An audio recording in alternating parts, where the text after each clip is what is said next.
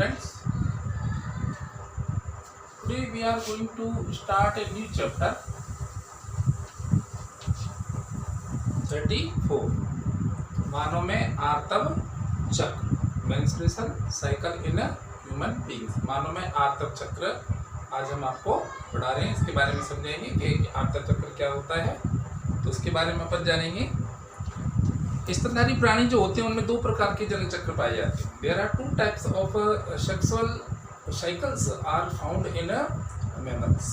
स्तनधारी होते हैं उसमें दो प्रकार के जनन चक्र पाए जाते हैं और उनको बोलते हैं अपन estrous cycle and menstrual cycle, यानी कि OC and MC. Oestrus cycle and menstrual cycle. मध्य चक्र एंड रज चक्र। मध्य चक्र तो क्या होता है, छोटे प्राणियों में पाया जाता है। कुत्ते बिल्ली जो होते हैं ना, गाय भैंस वगैरह, इनमें मध्य चक्र पाया जाता है। तो ओस्टर साइकिल के अंतर्गत क्या होते हैं, साइक्लिक चेंजेज होते हैं और ये मतलब सीजनेबल होते हैं, मतलब पूरे सीजन में कभी भी एक बार या दो बार ये हो सकता है। तो जैसे एक या दो बार होता तो उसके हिसाब से इनको एक मध्यकाली या द्विमध्यकाली या फिर बहुमध्यकाली बोला जाता है। मोनोएस्ट्रस, बाईएस्ट्रस एंड पॉलीएस्ट्रस। जैसे माइस जो होती है चूहे, उसमें सालों में एक साल में कई बार ये ओस्टर साइकिल होता है, तो वो क्या है, पॉलीएस्ट्रस के ड्यूरिंग आते हैं। कुत्ते बिल्लियाँ जो होती हैं साल में एक बार होती हैं, तो इसको मोनोएस्ट्रस बोला जाता है। हिरण जो डियर होते हैं उसमें एक साल में दो बार ये साइकिल आता है, तो उनको क्या बोलते हैं, बाईएस्ट्रस साइकिल। तो इसमें क्या होता है, जो फीमेल एनिमल होती है वो क्या होती है, एक्साइटेशन फेज में आ जाती है। जो माता प्राणी होती है वो उत्तेजक अवस्था में आ जाती है और मीटिंग के लिए तैयार रहती है, ready for meeting to male animals. तो इस के दौरान क्या होता है, जब ये चक्र चलता है ना, मध्य चक्र, तो अंडोत्सर्ग होता है। अंडाशय से अंड का उत्सर्जन होता है, डिस्चार्ज ऑफ ओवा from ovary during in this phase. तो ये तो उसी के बारे में अपन बात करते हैं। ह्यूमन बींग्स में एमसी, जो अपने प्राइमेट्स एंड जो मैमल्स होते हैं, एप्स हैं, मंकी हैं और ह्यूमन बींग्स हैं, इनमें एमसी साइकिल यानी मेंस्ट्रुअल साइकिल पाया जाता है। रज चक्र, जिसको रजोधान, माहवारी, कई नामों से इसको जाना जाता है। तो इस जो रज चक्र की बात हम करें एमसी पीरियड की, तो इसको आप ध्यान से समझेंगे। इसमें भी दो अवस्थाएं होती हैं, मिनाच एंड मीनोपॉज।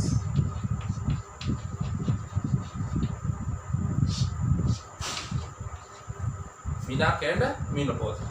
मिनाक को अपन बोलते हैं रजो दर्शन और मीनोपॉज को बोलते हैं रजोनी वृद्धि। तो 12 से 14 वर्ष की उम्र में बालिकाओं में, महिलाओं में मान लीजिए, योनि मार्ग से रुधिर का श्रावण होता है। In the age of 12 to 14 years, all females secrete blood from vagina. This phase is called menarche. पहली बार योनि मार्ग से रुधिर का स्राव होना रजोदर्शन कहलाता है। रज माने ब्लड, रुधिर, और दर्शन यानी देखना। पहली बार जब वो रुधिर को देखती हैं तो उसको क्या बोला जाता है, रजोदर्शन। बात आती है रजोनी वृत्ति की, तो ये कंटिन्यूस चलता रहता है एवरी मंथ। लेकिन जब 40 यानी 45 से 50 वर्ष की उम्र हो जाती है ना महिलाओं की, तो उनमें ये पीरियड्स आना बंद हो जाते हैं, ऑटोमेटिकली नेचुरली बंद हो जाते हैं। तब इस कंडीशन को क्या बोला जाता है, रजोनी वृत्ति। In the age of between 45 to 50 years in female, this cycle यानी this period, MC period is completely stopped. Then this is called menopause. जब बंद हो जाते हैं तो अंड का उत्सर्जन प्रत्येक माह नहीं होता। When menopause, not over discharge from ovary. It is completely stopped. तो ये दो अवस्थाएं अपनी एमसी पीरियड की होती हैं, मिनाक एंड मीनोपॉज, रजो दर्शन और रजोनी वृत्ति। ठीक है ना। अब अपन उसको डिटेल से आ जाएं समझने के लिए। तो ये जो अपना एमसी साइकिल है, मेंस्ट्रुअल जो साइकिल होता है, इसमें मेनली 4 फेसेस होती हैं। तो 4 फेसेस में है अपनी, फर्स्ट है मेंस्ट्रुअल फेस, सेकंड है प्रोलिफेरेशन फेस, थर्ड है ओवुलेटरी फेस और फोर्थ है अपना सीक्रेटरी फेस। पहली अवस्था होती है आर्तव प्रावस्था, आर्तव प्रावस्था बोलते हैं इसको, मेंस्ट्रुअल फेस ही बोला जाता है। सेकंड है प्रोलिफेरेशन फेस, इसका एक और नाम है कह सकते हैं प्री ओवुलेटरी फेस, पुटकीय प्रावस्था या पूर्व अंडोत्सर्ग प्रावस्था, क्योंकि अंडोत्सर्ग से ये पहले आती है तो इसको पूर्व अंडोत्सर्ग प्रावस्था बोलेंगे। तीसरी जो अपने मानी जाती है वो है ओवुलेटरी फेस, अंडोत्सर्ग प्रावस्था। और चौथी जो फेस होती है इसको बोलते हैं सीक्रेटरी फेस, स्रावी प्रावस्था। एक और नाम है पीतपिंड प्रावस्था, येलो बॉडी फेस। और ये आती कब है? अंडोत्सर्ग के बाद आती है, इसलिए इसको क्या बोलेंगे? Post ovulatory face. तो 4 अवस्थाएं, तो डायग्राम से ही आपको अच्छी तरह समझ में आ सकता है। तो अपन 1 बाई 1 को लेकर चलेंगे कि फर्स्ट स्टेज में क्या होता है। अब आप डायग्राम को देखेंगे, ये है अपनी यूट्राइन साइकिल है, ये लेवल ऑफ हार्मोन्स का है, ये ओवुलेटरी फेस है और ये अपना लेवल ऑफ पिट्यूटराइन हार्मोन है। ये तो गर्भाशय में होने वाले परिवर्तन का चित्र है कि गर्भाशय की जो झिल्लियाँ होती है ना, आंतरिक झिल्ली, उसमें क्या क्या परिवर्तन आते हैं। और ये हो गया लेवल्स ऑफ यूट्राइन हार्मोन, गर्भाशय से स्रावित होने वाले हार्मोन और अंडाशय से स्रावित होने वाले हार्मोनों का स्तर क्या रहता है। और यहाँ आ रहा है अपना ओवुलेटरी फेस, यानी कि अंडोत्सर्ग की कौन कौन सी प्रावस्थाएं होती है। अंडाशय से जब अंडोत्सर्ग होता है तो स्टार्ट से लेकर के लास्ट तक कौन कौन सी अवस्थाएं चलती रहती है। और ये आ रहा है लेवल ऑफ पिट्यूटराइन हार्मोन, कि पीयूष ग्रंथि के हार्मोनों का इसमें क्या रोल होता है और उसका क्या स्तर होता है। तो अपन पहली की बात करने हैं अपन मेंस्ट्रुअल फेस। तो अब पहली फेस के बारे में जानेंगे। ये जो मेंस्ट्रुअल फेस है, आर्तव प्रावस्था, जब स्त्रियों में रुधिर का स्राव होता है उसी दिन से स्टार्ट हो जाती है। और इस फेस में 1 to 5 डेज का समय लगता है। जब पीरियड्स आते हैं तो 1 से लगभग 5 दिन तक योनि मार्ग से रुधिर का स्राव होता रहता है। और जब योनि मार्ग से रुधिर का स्राव होता रहता है तो गर्भाशय का जो आंतरिक स्तर होता है ना, कल पर से बात की थी, एंडोमीट्रियम, उसकी जो सबसे फर्स्ट जो लेयर होती है स्ट्रेटम फंक्शनलिस, वो झड़ जाती है। और साथ में ही उसके झड़ते ही गर्भाशय ऊतक, रुधिर ग्रंथियाँ और श्लेष्मा ग्रंथियाँ, ये सब क्षतिग्रस्त हो जाती हैं। और सब क्षतिग्रस्त हो जाती हैं तो रुधिर के साथ योनि मार्ग से बह करके बाहर निकलने लग जाती हैं। इसलिए इस प्रावस्था को बोला जाता है आर्तव प्रावस्था। In this phase mainly stratum functionalis layer of the inner layer of uterus endometrium become rupture and damage, also damage all of the endometrium tissues, cells, blood cells, mucous membrane, they are damaged and flow discharge through vagina। तो vagina में से ये सारे बाहर निकलने लगते हैं। कितना टाइम लगता है? 1 to 5 डेज। तो फर्स्ट फेज में 1 to 5 डेज का टाइम लगता है। और साथ में क्या होता है ये अपन देख रहे हैं ना, तो अपना जो ओवरी होती है, ओवरी में जो फॉलिकल सेल्स होती हैं जो मैच्योर नहीं होती, वो भी डेस्ट्रॉय होकर के इसके साथ निकलने लग जाती है। सारे साइकिल एक साथ चलते रहते हैं। और इसमें क्या होता है, जो एस्ट्रोजन प्रोजेस्टेरोन का जो सीक्रेशन होता है वो बहुत ज़्यादा घट जाता है। Both estrogen and progesterone hormone secrete in very less amount and MC period start. तो यहाँ FSH और LH का हार्मोन भी यहाँ पर कम रहता है। अब सेकंड फेज पे आ जाएंगे अपन है प्रोलिफेरेशन फेज, पुटकीय प्रावस्था, प्रोलिफेरेशन फेज। और उसको क्या बोलते हैं? प्री ओवुलेटरी फेज, अंडोत्सर्ग से पहले आती है। तो इसमें क्या होता है, गर्भाशयी जो अपनी ग्रंथियाँ होती हैं, एंडोमीट्रियम और स्ट्रेटम फंक्शनलिस, श्लेष्मा ग्रंथियाँ और ब्लड सेल्स, जो भी क्षतिग्रस्त भाग होते हैं उन सभी की क्या होती है? मरम्मत होती है। Maintenance all of the tissues of uterine layer like as blood cells, mucous membrane, uterine tissues and layer of stratum functionalis of endometrium are maintained। सब के सब इनकी क्या होती है? मरम्मत हो जाती है। And primary follicle cells now change into secondary follicle sales. तो अपन यहाँ सेकेंडरी फॉलिकल, द्वितीय कोटक कोशिका बदल जाती है। And secondary follicle sales change into mature Graafian follicle sales. जो प्राथमिक पुटक कोशिकाएं वो द्वितीय पुटक कोशिकाओं में परिवर्तित हो जाती हैं, और द्वितीयक जो है तृतीयक या फिर परिपक्व ग्राफियन पुटक कोशिकाओं में परिवर्तित तो हो जाती हैं। और इस कार्य के लिए अपना देखना है FSH, ये जो पिट्यूटरी ग्लैंड है, पीयूष ग्रंथि, उसका जो हार्मोन होता है follicle stimulating hormone, it stimulate the follicle sales, increase their size and convert into the mature Graafian follicle. तो यहाँ जो FSH हार्मोन की प्रमुख भूमिका होती है, FSH फॉलिकल स्टिमुलेटिंग हार्मोन। तो यहाँ ये फेज कौन सी है, प्रोलिफेरेशन यानी पुटकीय प्रावस्था, और ये क्या है, पुटकीय प्रेरक हार्मोन, ठीक है ना।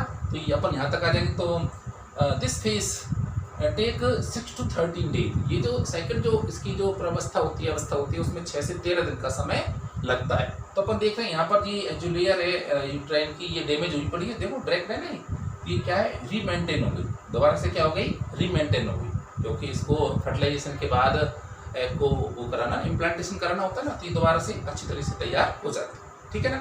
अब तीसरे लेयर की बात करते हैं, ओवुलेटरी फेज, अंडोसर्ग प्रावस्था।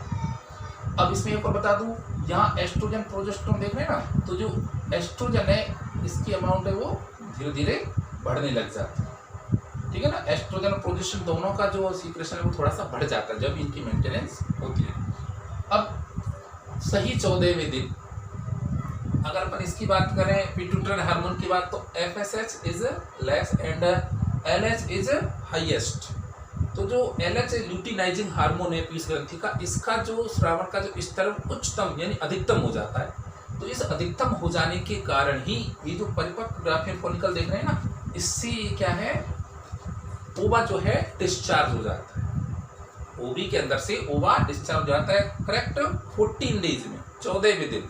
और इस 14 डेज में क्या होता है, LH का जो सीक्रेशन होता है वो कैसा होता है, highest then FSH, it is called LH surge.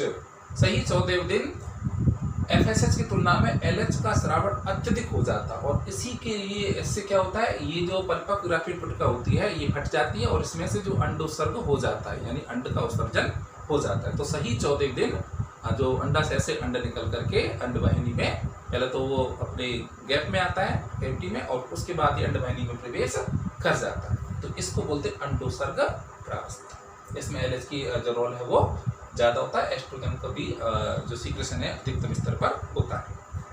Last है अपनी सीक्रेटरी फेज, श्रावण अवस्था, क्योंकि इसमें क्या होता है, प्रोजेस्टेरोन एस्ट्रोजन का सीक्रेशन भी बढ़ जाता है। Progesterone is more secrete than estrogen, so it is called secretory phase, and it is also called post ovulatory phase because it come after the ovulation, क्योंकि यह अंडोत्सर्ग के बाद आती है, इसलिए इसको क्या बोलते हैं, पश्च अंडोत्सर्ग प्रावस्था।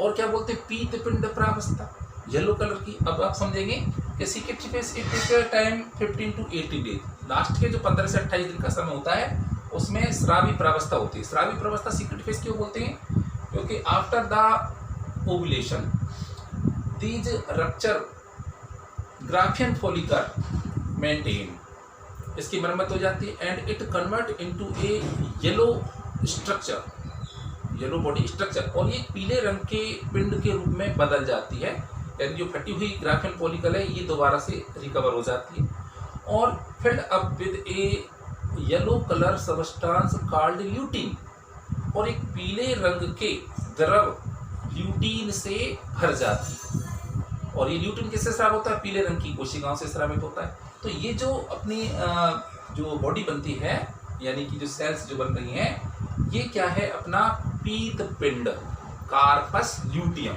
इसका नाम है कार्पस ल्यूटियम। तो इसमें पीले रंग की कोशिकाएं बन जाती हैं, और पीले रंग का द्रव स्रावित करती हैं, और वो पीले रंग का द्रव ल्यूटीन होता है, और इसी से आफ्टर फर्टिलाइजेशन प्रोजेस्टेरोन सीक्रेट होता है, और प्रोजेस्टेरोन सीक्रेट होता है, इसीलिए इसको क्या बोलते हैं, सीक्रेटरी फेज, इसको श्रावी अवस्था बोला जाता है। प्रोजेस्टेरोन किस लिए आवश्यक होता है, अंडरोपण के पश्चात, अंडरोपण में सहायक हार्मोन होता है प्रोजेस्टेरोन, और ये एबॉर्शन को भी रोकता है। अगर यहाँ सीक्रेशन कम होगा तो एबॉर्शन रुक जाएगा।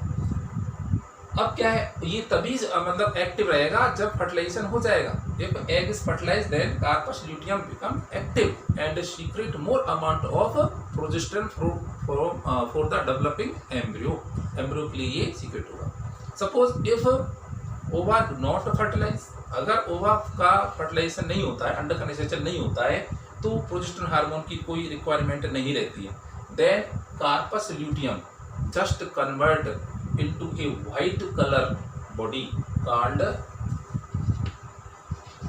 Corpus albicans. अगर अंडकनिषिक्त नहीं होता है तो प्रोजेस्टेरोन की आवश्यकता भी नहीं होती, तो ये कार्पस ल्यूटियम होती है तुरंत ही अपघटित हो जाती है और एक सफेद रंग की संरचना में बदल जाती है, जिसको बोलते हैं कार्पस एल्बिकेंस। अब जब कार्पस एल्बिकेंस बन जाएगा तो एस्ट्रोजन प्रोजेस्टेरोन का सीक्रेशन तो नहीं होगा, देख रहे हैं ना, यानी कि ये डाउनफॉल आ रहा है, नीचे की तरफ लेयर जो लेवल है वो हार्मोनों का गिर रहा है। तो जैसे ही एस्ट्रोजन प्रोजेस्टेरोन का लेवल गिरता है तुरंत ही नया यानी नेक्स्ट जो है अगला जो है एमसी पीरियड स्टार्ट हो जाता है। तो सही 28वें दिन के बाद दोबारा से एमसी पीरियड मासिक चक्र जो चालू हो जाती है और इनका हार्मोन का जो लेवल है FSH LH का फिर से बढ़ने लग जाता है, फिर ये वो साइकिल फिर से स्टार्ट होने लग जाता है।